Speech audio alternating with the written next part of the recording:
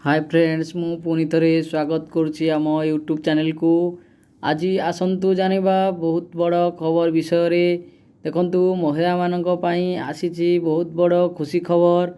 एने उपमुख्यमंत्री प्रभाती परिडा कहिसंती जे आसंता मास मार्च 8 तारिख दिन सुभद्रा योजनार द्वितीयतम किस्ती टंका सीधा सख महिला मानक अकाउंट को जीव, जहाँकि प्रथम थर महिला माने पाइथिले 5000 टंका प्रथम किस्ती रे एवं यह हेउची द्वितीयतम किस्ती।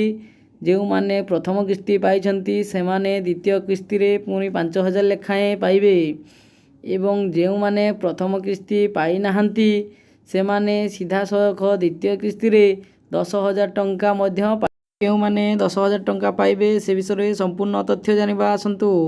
तो देखंतु जो मानकर रिजेक्ट हो जाइथिला किंबा जो माने प्रथम किस्ती रे अप्लाई करि पारि नथिले एवं किंबा जे कोनोसी कारणवशतः से माने प्रथम किस्ती पाई नथिले, जहाँकि आधार सेंडिंग नथिबारु से माने सुभद्रा योजनारू से माने वंचित थिले।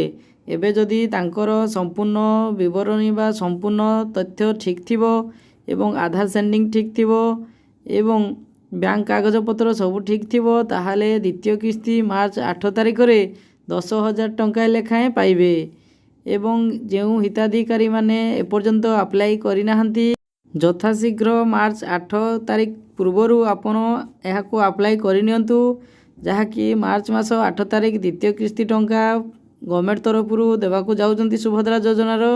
तो आपनकु सीधा सड़क 10000 टंका आपनको अकाउंट रे क्रेडिट हेबो, जहाँकि आपण दीटा जाक किस्तीर फायदा उठे पारिबे।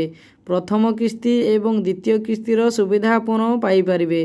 जदि आपण मार्च 8 तारिख परे अप्लाई करूचंती तो आपनको आ प्रथम किस्तीर टंका मिलिबो नाही।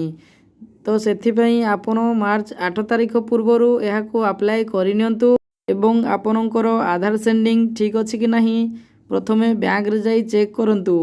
जदि आपनकर सबु किछि ठीक अछि ताहले मार्च 8 तारिख दिन आपनकु 10000 टंका मिलिबो।